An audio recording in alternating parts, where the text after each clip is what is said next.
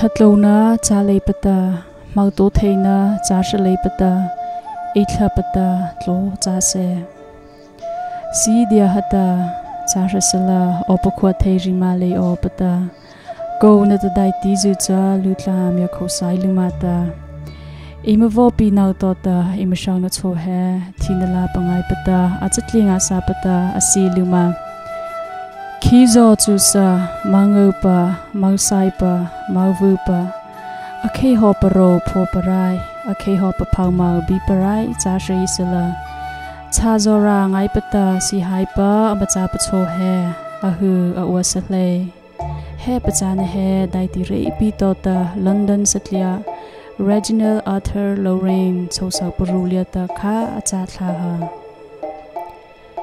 Regional Arthur Lorrain he James Lorrain sochapa hoti chaipa chata Kausa khan da zacharin da suchari khipa nausholia ta London liata apipa acha uno papali nata sitano pakha neita am uno shuliata uthei chaipa cha James Herbert Lorrain Sercon Baptist Missionary acha Kausa khan da zaskin da kocharu phiata nakiliata Mount Louis Ulander nata amane achuna zu apacha tota khazau patota ona o khauchingai tapa dota rajau pala si opa khacha khauna ane atheina da hota mission society zu cho adota rajau pala si opata apalo atoto cho ruponarai hmuhnawm achuan hota lapi aphu thele pawata missionary ta si opa achona zu dua cha basai khai opata bitluna ato khai tota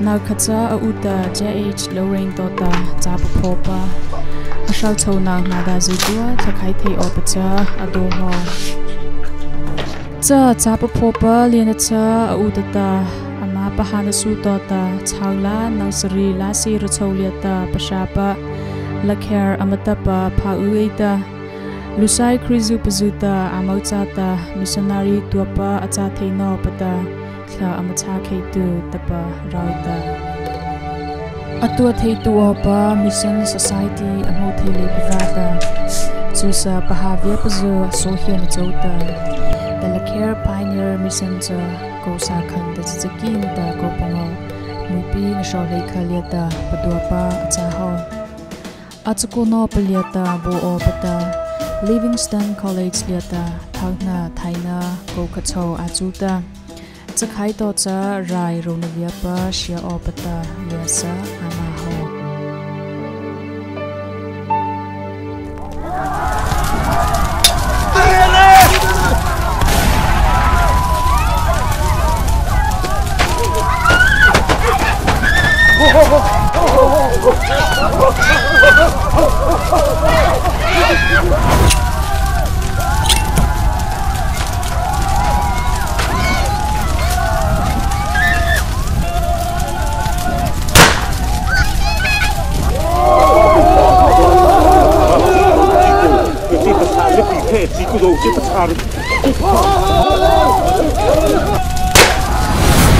Mara pauzu he India ra northeast liata Mizoram state nalka chana liata pashapa cha eta amathei pa liata pashapa zu chata Lakher sandus tapazuta vapahaltu eta amagdei kuacha mara amatata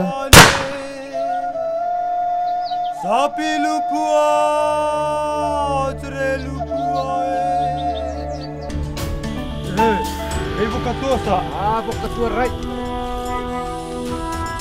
Zangna meithata akhupa marachi na ta phauzu cha lopu thaupu achutupa cha eta maulu sulu lapata shasi tupa hiawa hauta athena wa hatupa amacha chaho pa amarita charapa neima lepa khizo masinata apanhangma lepa phauhnauta chakona nei opacha chusa theinata anga opachi rai zachave chashasala are Lorrain cha Lakher raza paliata shia opata khazapata o tapa siata khazapa thatlona nga chapata amako thlochingi opata bitluna atoha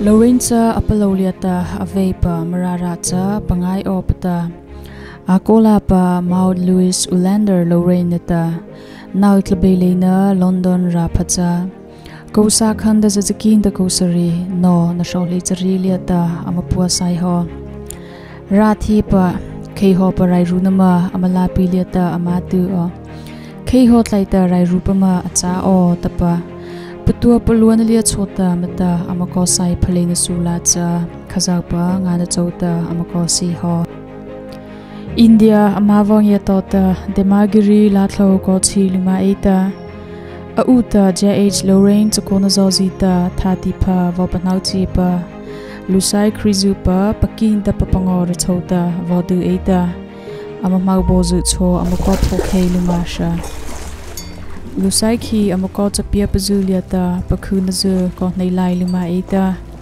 Lusai Krizu Pazu Heta Ihlupi Marasotata Thla Amavota Ketu Tapa Amapatnau Pata Amapalo Patnikota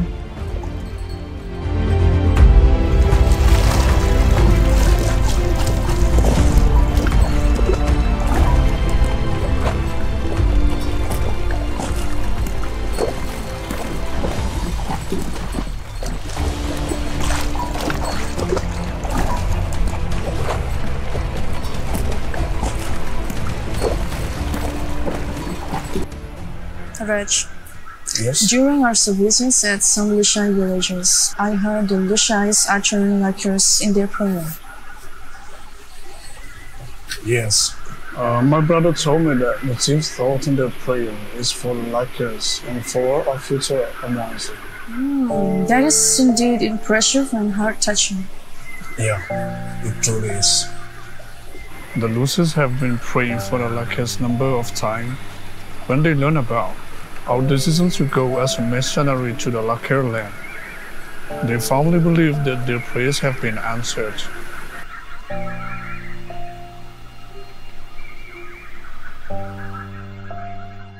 That's quite an exhausting day. How do you feel? You feel tired, Mao?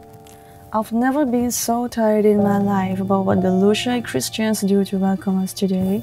Well, it lifts my spirit. Dear Lorrain, I think we should make use of our stay here. Maybe we could learn the Shai language. What a good idea that is. We should do that. Maybe we should compete as children instead. Alright, my dear, you must be exhausted. Let's hit the bed. So daiti avo paira saitocha marara pangai opata Kosa khanda zakinta kosari Thlarau na shawli chaki lianacha amakhi tluna cha chaino pasula pangai pata lungle amapuasai he Amachakona liata kobo opata Lusai Krizupa Thalkhanata Auta Novazuta Amakopatle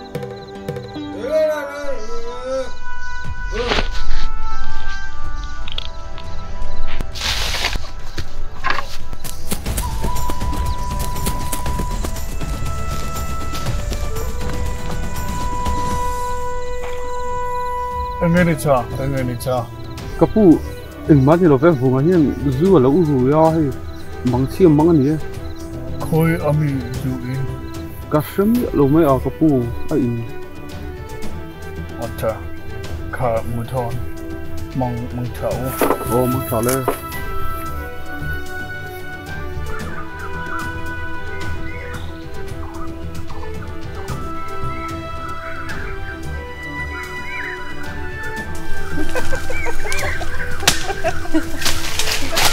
What is so funny? Nothing. Marara pangai pata makosina lapi liata raijuna lupi atu eita lapi chu kapa donata chakha achi luna eita loka kava paliata ama lo dai ma dai tisi cho apluka Kinain. Ava lawm Pathian adventure lika.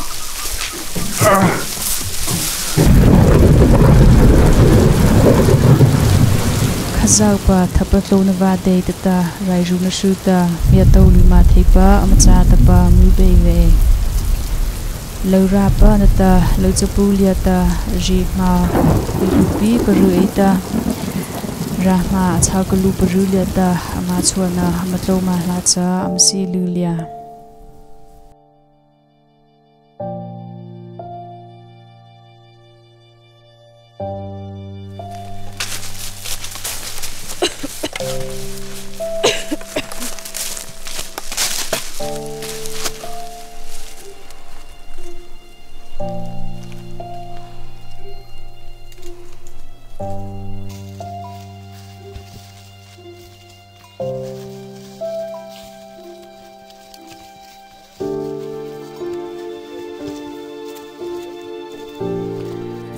ri thei lupi chato laina chauta maraki mia tua chaipa pai tha khi cha avongia eta. How beautiful our new land is. Maraki amangia tua chaipa achapavata pai tha khi lena cha apakhuna cho amneisha. Pai tha tla to na cha beino hosalata maraki shaupazu buatsaih eta. Chahota tla shau silipa khazak pata chakono pasu chata avopi pa amakosai pacha anya amatangaita abeipa chithana zozita ama chuana saiko khicha kausa khanda zachakin ta kausari thlara nakin ta nachuruliata amangia ho he khi hoka amangia nang heta thatu khi thinata asocha popa laicho khi pawa abunga peno chata wa ho tua chai eta chahopa vaura nga sapa amakhi leta amahmo pacha amana agota amakhi la pahi amara ho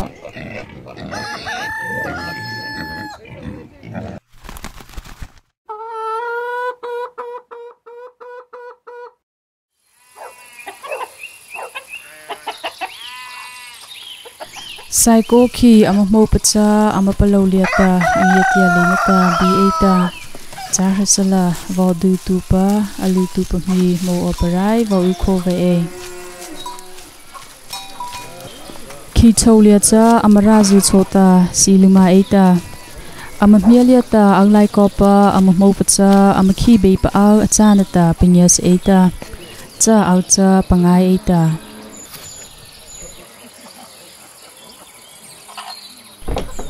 What you buy?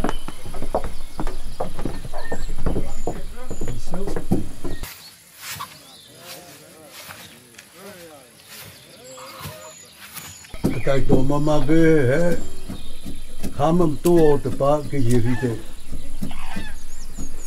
Kapu, cầm nó chuẩn khơi trong nghe local suy giọt trên này chưa? Kapu cái bà đi ram thắt tắc cái dầu thang, giờ này na hmung na hun min xiêm sạc thấy là có lom leng. Khám bắt được mò. Bây giờ cái mà he ra là pi to ta vi pa cha pi ta ta za he amo bu khun dai ti me na to pa thei khia ta cha imaliko ata Cái hồ sa kia là ô tu bây giờ tu chỉ ta ít là bây giờ khác nó bắt đầu sao bây giờ kapu kan nal chuan imu khom arem ti ni chu pu lóng khom mai cha za cha ama hon hota atau pumona mia tua chaipa nei opata atla pi pazu cha be thulai lu cha auliata avu pakhu eta maura pazu birai khau pala cha na pacho opata avong mo eta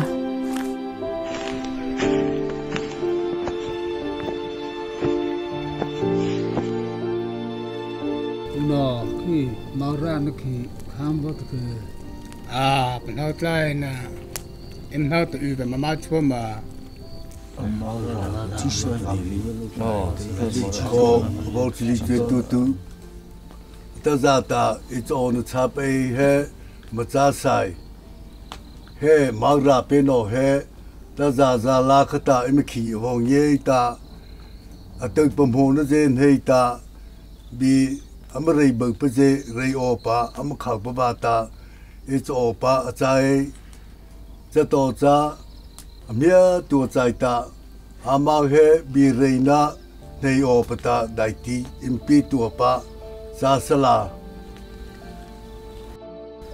kapu kan la hian in ron ka chan le in soi du te soi turin asom chu ani Lalpa Fak lawm ke chu JH Lorrain kania kabulami hi kanau are Lorrain ania ke hi dusai Missionary kania London na changa local kanni chuan kan ron kal chan hi tilaya inbula khosa quỳ thấy nó chịu cắn nên đi chuan quỳ chịu cảnh hua mà im tan mà xóm na nỉ cắn đũa chuan im riêng à Pathian thú khi chịu bộ cắn đũa nỉ chung chu cắn rong cả chân anh nỉ cả lawm mẹ khắp tất mồ anh bây giờ mà vẫn chào cha nằm nào tới khi sẽ ta nằm mong được sao gì tới niệm mong ta cái sao bây giờ rồi ở ta na mà vẫn chào ta khó mà sao gì sai u ama hòn nan ta ama khao cha pacha sila ta pa ipahu pa cha nằm pacha ni chơi Lorrain tu khó bây giờ pacha na vào rồi tu asala mẹ bắt đầu beli pa sự kỳ lưu ra thì pa mà cha tập bắt số bắt đầu beli pa mà vài cha liệt ta bắt đầu ta mà chỉ cha phải cái cha còn sự thay lý vợ mà ta cái máu cha ta rai rú nữa nè ta chỉ pa mình tu khi tu số cha thấy ta cha này ta cái là mình học tầm bắt đầu phải còn sự thay vợ nè Lorrain viết tu khó mà ra pa bây giờ bây giờ nó sốc khá bây giờ thì tôi cái máu chín để phao hết chỉ riêng phao vợ chỉ ngã chỉ vợ mà chơi mà thà vợ giá bị ta sẽ cái chế về liền cho ta hoa sĩ bị lì vợ sẽ lưu bị lì giá bị ta máu ra vợ hết im chỉ nó ở vợ bằng hơi lì vợ nữa ta giá vợ ta mới hiện nó vợ hết lô bát lại xí la im cái là châu liệt ta bát hạ xây xí laแต่ว่าเห็นนะที่ละอีประจันด่าที่ข้างด่าใจบีว่าขอมาซาซายูเฮลาโตตะบีมะเรยบิเซเทคายปิตานามาลาโตตะนมะเรยบิเซโชอิมเทคายเวียสะโหตาเมียโตตาอิมขีเลียตาปะราโอปาอมะขาวปาจาโตจาปะราโรเอตาเวียสะโหตาอิมโตโรปาอาจาcái bữa cần bữa là ông mình đủ chuan anh về thieng thì chiêu nè chiêu là bà cần phải nói về chỉ tia in mi để sa nga mi in poma in bữa là ông min phát sắc cái chuan in tan mal xóm na ni dễ cần tu mang có lắm khóc mày khắp tất mồ anh bây giờ im nào tới miền nam Bắc vắt ta mà cha lư con na âm ta khó mà cha sai u cho kia ta la ao rùa bây giờ mà ta bạc ha ít hria bây giờ cho pa cha kia ta cha vài chán liền khi ta ao rùa pa sa khởi ít ta cha liệt ta cha bắt đầu sala chế xí la bắt thay về mà ta làm khi ta ame enov su ta tua chế hay xí la apal ha về mà bây giờ khó ao rùa pa cho họ ta kia la chế liền chế ta bắt chế xí la ta ra ta mà bù bù khen cha chana cha chế xí are Lorrain cha uta nata psycho khiso thakhazu bonata ama ausanopa angmau chho thlaita mau pathoi ta amara thi palia cha shauthi pa atho opata apatau patia pathoi ta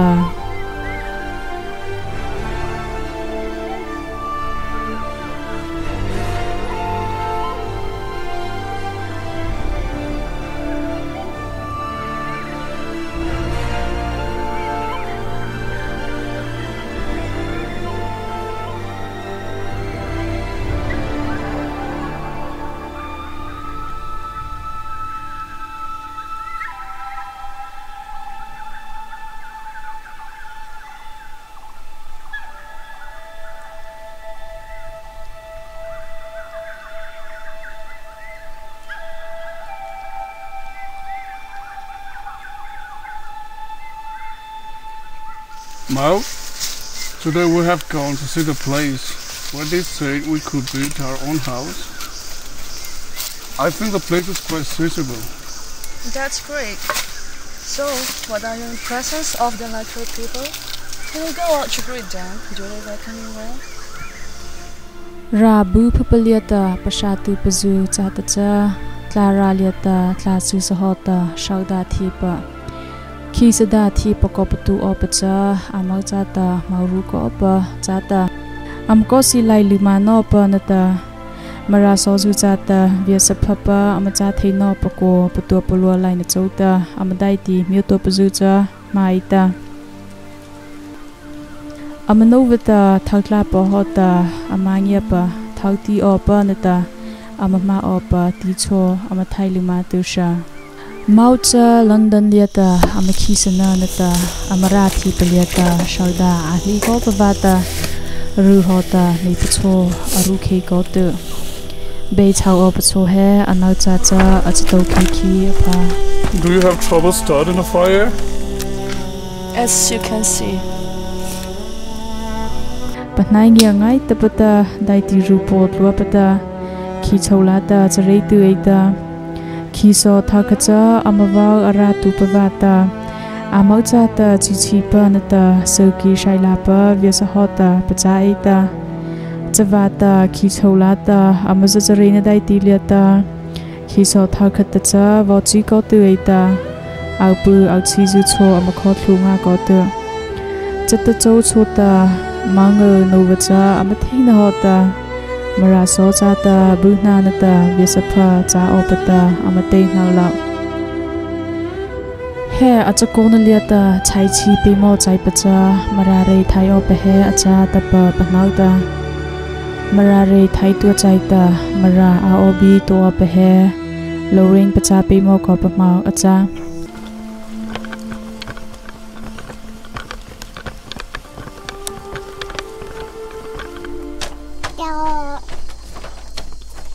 cái là mang ra và ta lâu thùng bị ta ba cái xe.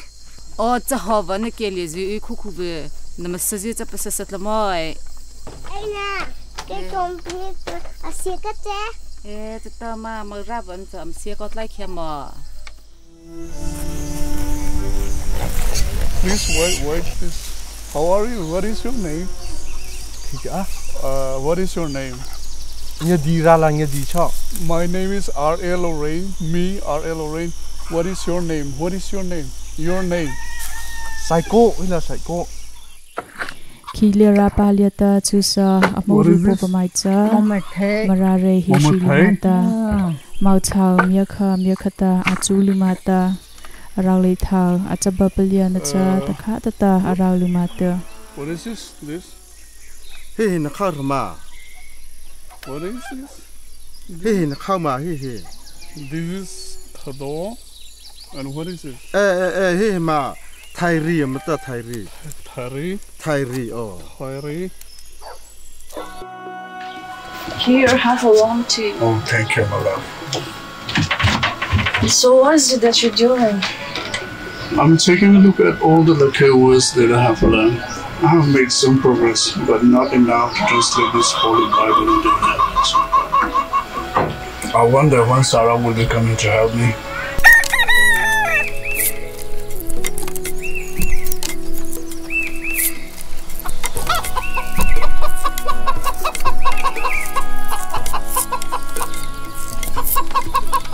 So how kids are psychological and sim he say your man. Di so pitai ta ibonang ya ba pata magra pa na nova ma khunga pata nabi du pata kite pa kwas thai yo abo kids pa kwas na bo no chau khala pi so so pa cha lai chi ta so ki sha la sia bi sa bi chi ta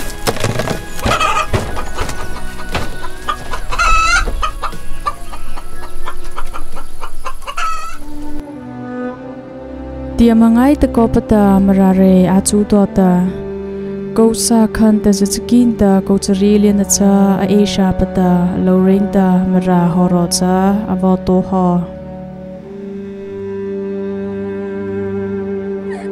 Lorrain cha marare achu pa no ta thati pha changno padai ti rupo pa twalai tu ta e khacha sia ha be no ta psycho be azatlu nau ta magra pathati nata athati phawat lo khe pacha boringa eta Ho liata maura bo nam ho ma. Im ho.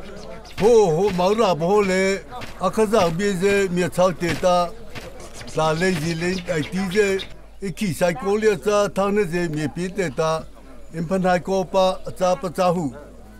Akhaza bi re cha nam pan ha thai ma. Akhaza bi he mi chau te tro ta pan ha thai tu ma ram pi. Mau ra pa.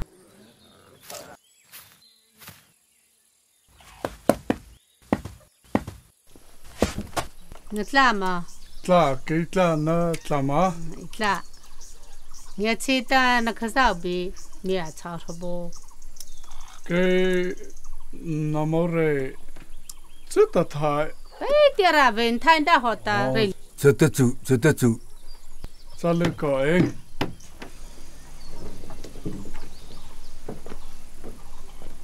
Khaza bi cha chaw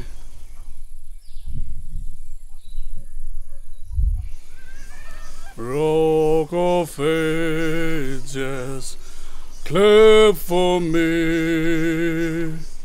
Let me hide myself in thee. Let the world surrender blood from thy wounded side with flood.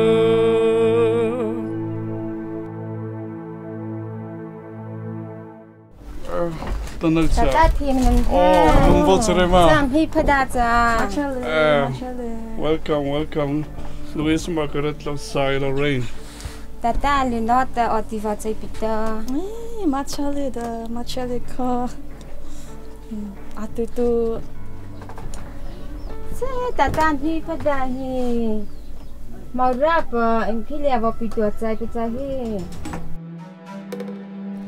Closai vo pin he amang nata marasozu likaliata viasana thipa nata atozona phapa avopina athona sakha chata hetor khahecha amachakona lapi zu cho avopahu pakovia laita uno hot laita moheita viasa phanga sapa hota ama khusia theikhai ho dictionary bu changa sapa sana apchwa pana leikhota Kosa khanda zakinda kosholiata marasauchata Lorrain heta hlabu nata regadapa achunakipa a complete grammar of the Lakher language atopa heisha Kosa khanda zakinda kosho totacha maraso shuta chare nata ra achu khaupa miacho amavo mo patho hasha upa pina mklama mkla ma macho mkla Aku primary la to taranta renya kise na. Namaste sa ahin namasa. Kehe lan ho tanta, kehe mukha tanta. Mula patini khaito halia vuita kita namore ao puchu ko Mutale.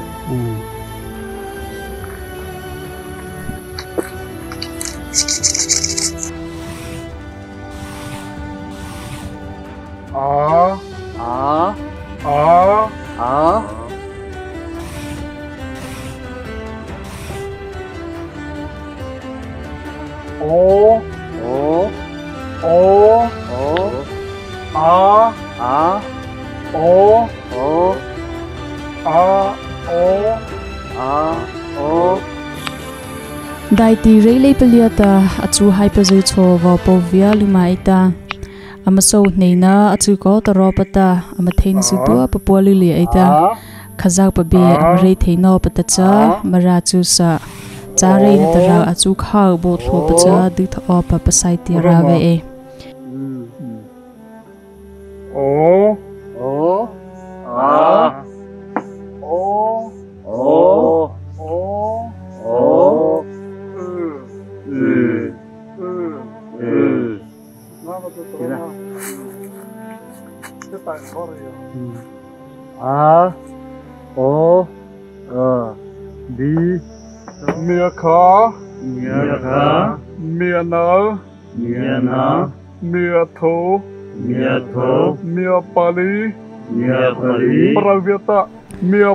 Sikul yan heta chare nita rangala de achule pata Achu hai pazu cha khrizu pa athi thada ho laita chi thapa cha ita zi thaupa nata lura shipalata athina la pacho kha khai pa amacha a obi de cha le pata tonic sulfa nata mia reida zu cho ama pachu khaisha tonic sulfa matsubao asam so khata chu tuanabu apachua panau pazozita maraso cha chu le pazu cho siku hoti zuta amadaiti ruapalia maita cha re nata ra amachu pachua lailu masha Krizu patla amapali chi pazu cha zopi nauta azau shashita amapachu tu cha hona chata khazau babi cha aphoza lumata abe pata marat la ra chu sa machau masha pazu nau heta rai ashia luma ho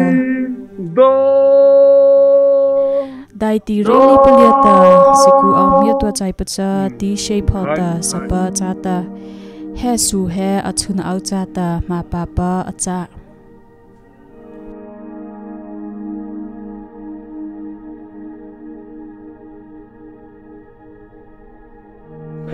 Tutu krizu pole tacha namo narang khamisima papo khamise arona dasa chekya khazo palata tacha si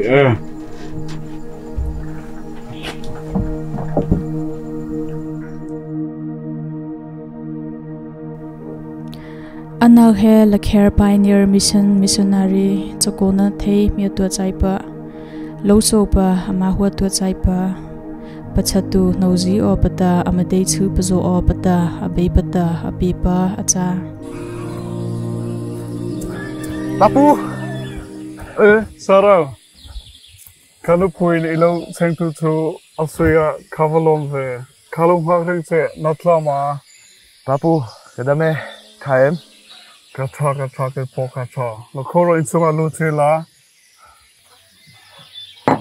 Kalau ne.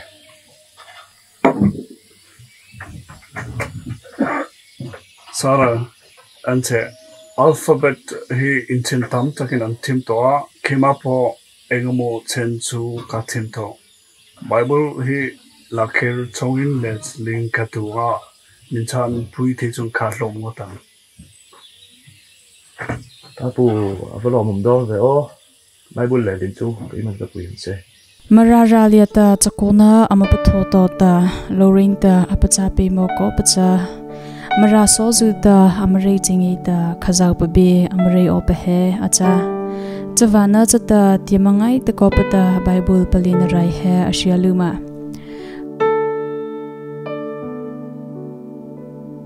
Sarau nata Lorrain cha amakhi nata amakhi patu pata chaw na jata Bible cha pali tu eta marare lata raupata pasau theipa acha theino pata tiamako pata ri theicho pachali pata amashiatu zakia apila to chota anau chata theiku ko cha khazau pata awa sauchili pahota khazau pata Lorrain boto opa phapacha maraso shuliata awa babutha hapa acha he rairi theichi ko pa asya chawzu dua he sarauta nga chinga sapata boluma tuta aphau hei pazu nauta shangnabe na achi ko pa chhana kulia heta sarau he Lorrain chata aku chave cha opata abei pata aro chili pa ta theipa acha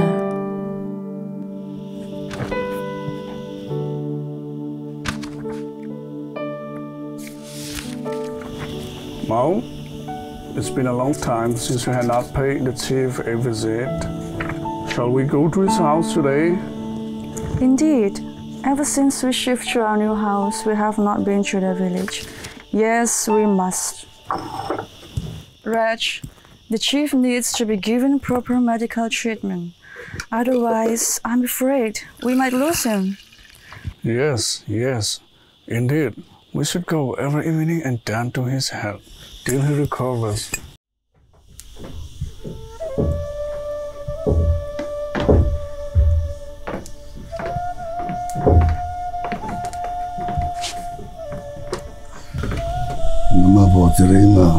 Oh, imavo chere.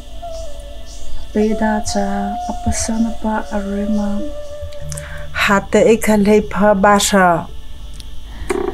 Tla leipa nata mapopa ama panau pamaija thangna nata thlachana mapata tluluma eita thangna mapata chakona raya mashia pehe amachata lapi phanga tapa mara sozula ko madai pathei chaina chokha sano ama phlopli theina la ko phachai pa chata thlachana moto theiji ama panau theino pata rupo na pi tu chai pacho achasha he thale pahe Namata Jisu Christa Mata Pathala Narona na he aucho leta polo Namata Amanauta Basha Luma Opta Nupalma Ova Wahiva Jisu Mata.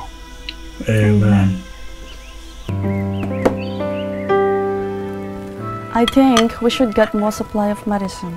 When they came to know of the magical healing it can do to their wounds and ailments. Oh, how miraculous that is, indeed. Never once did I think my knowledge of the medicines will help this much in the spread of the gospel of Jesus Christ. Yes, God works in a miraculous way. So, we must find a way to procure the medicine as is required to enter all this confidence. That's good. Would you like to have more rice? Yes, please. Bishai apalina lia he Lorrain ta sapanata thlapalia rairuna lupi atuta mara sozuta amrei chingeita bishai amnei opacha satata hiatliangai tata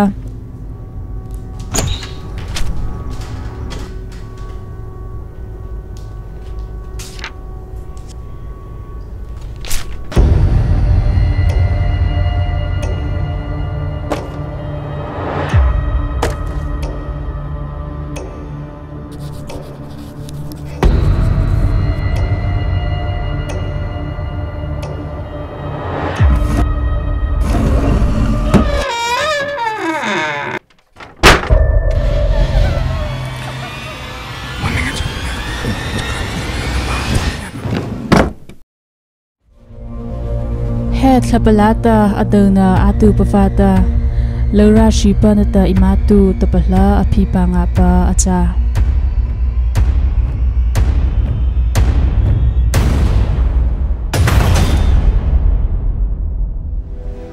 adona cha abepa e cha thota he thlapa adona liata khazau pata marara lia zangna bepata panina ataw opa pasaive Mara sozu nauta abi polwa theino pata Lorrain shiapasanacha buna pita Bishai thipacha kosa khanda zachakin the kokin gosarilia mara reta hleithei opata papuapa achaho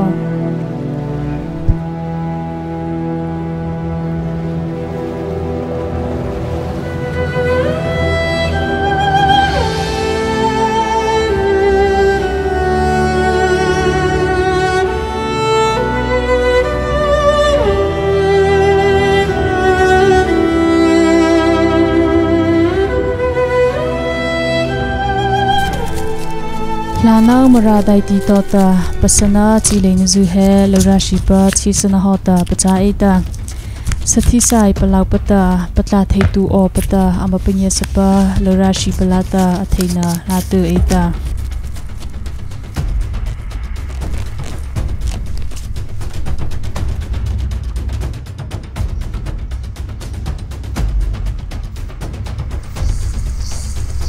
Izino so he katalia khipa te ma patuje tanaula te kha do kha tu sila he su tole he na ka vodai beta iso khami pa na pathiva me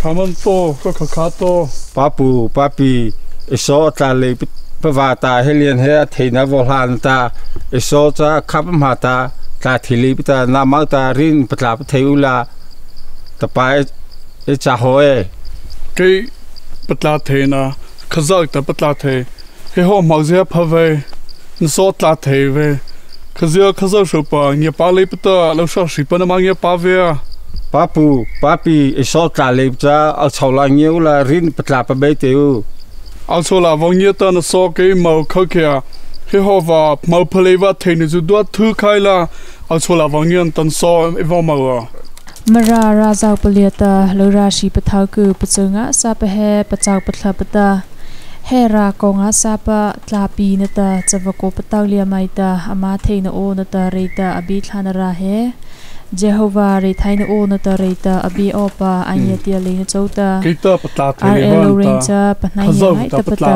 thati pacha chaulai limata chawan ta bevita va patla tama tola rai runaze tlalinaze ava ukia atheina zo to khole voi chita la shashi o khole voi chita khazaw na ta oi chita khazaw na ta namtla leina zo namrai ru zo tlo khe chita anok ta va patla lama a tamala abeva no va paziba mova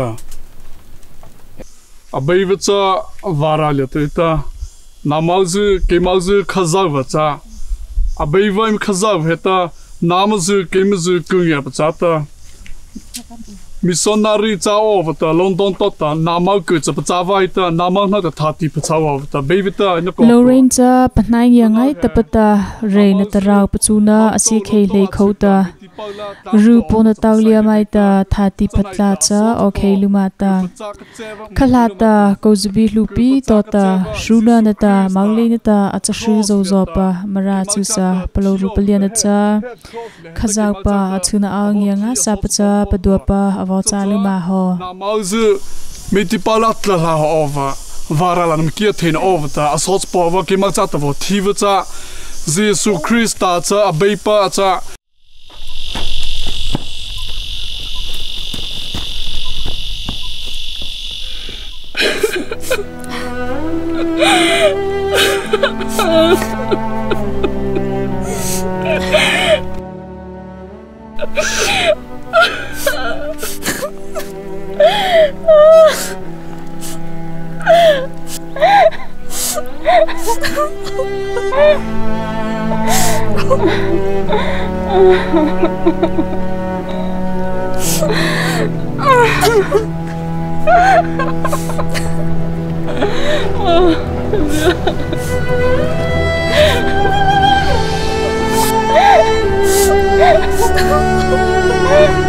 Dear Lord, why, Father, have you not sent me here to help them? I have given my greatest effort for these people. Why have you gone silent when we needed to the most? Help me, Lord, help us. Maraso chata shau chona zidua ladupa Lorrain chata cha thlapa pakha leidia pacho arokhe khi phata amamachi sanalia cha anaucho apasangai takote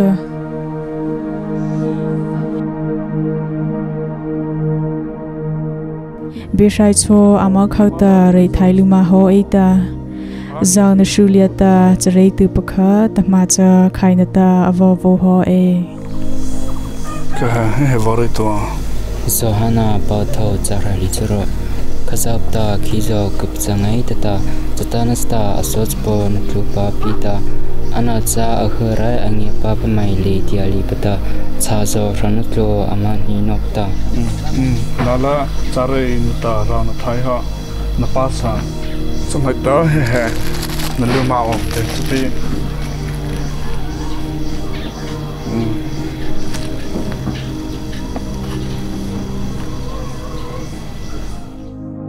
Ko em toto bahota bola sana em neusa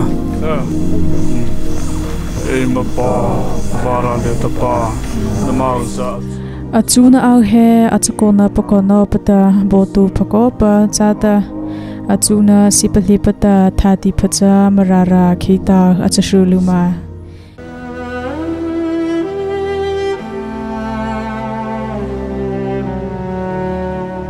po so popa nata sapapathai kumata sabati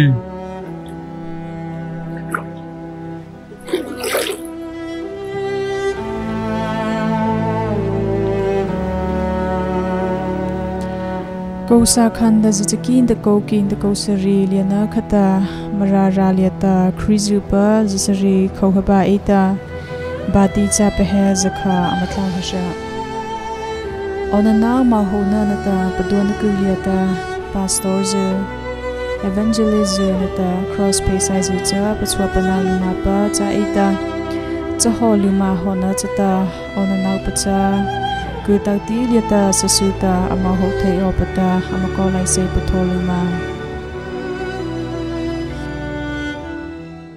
Lorrain cha marare achei pakhi taw maita shupapua lumata Mara sozu he chakona sa kharuliata nata reina alu puruliata lo roko pata charei khago pe he amia sai lai chaipa sa kha acha Lorrain heta mara so thlapade ngala kupacha le pata mara re nata chi na phaucha papau salu mata chi phau ro na pa nata thatlo pata paduata lai sei o pata Mara sozu chata achuana nata miasai runako pataita vonei Charasala kosa khanda zachakin da kosu thon ta kochrilia chokona rari buanavata pakoliata mopakhuna chata chi khare khapa mara sozu cha nauchi nautlata vopachai hata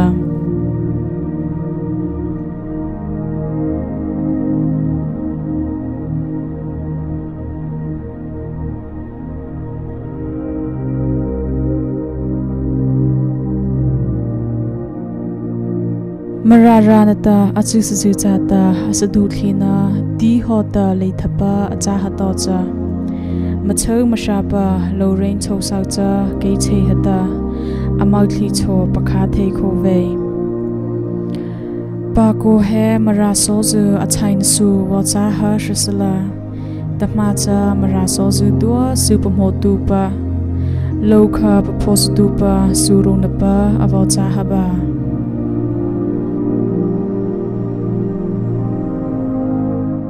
Kosa khanda zachakinta kosupalinta kopali mupi nakha zala dopalinta minitsupalinta sapangoliata Reverend Reginald Arthur Lawrence achakopa pokhazau panauta cha zota pasha opata apahaho asapapopa athito chota maralelo posai kholeipata saikoliata pabu papa acha Kosa khanata zachakinata sucharu pataw thlapa nakinata natho paliata Mount Louis Ulander Lorrain cho achakopa beipala adita Mission Field Lorrainville yata avapakial yata paziapa acha ama chukone he asauchano nei chopa Louis Margaret Closai Lorrain nata Reverend Albert Bruce Foxel Lorrain zita vapazolima ita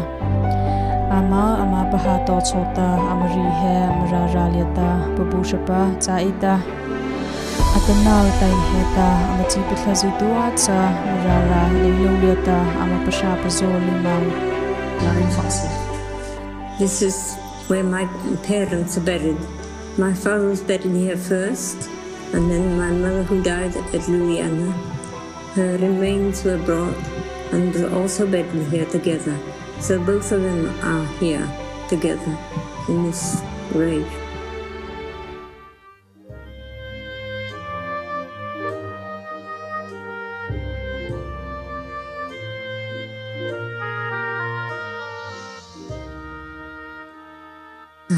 This graveyard, this is where my grandparents, the founders of the Lakher Pathian mission, are buried.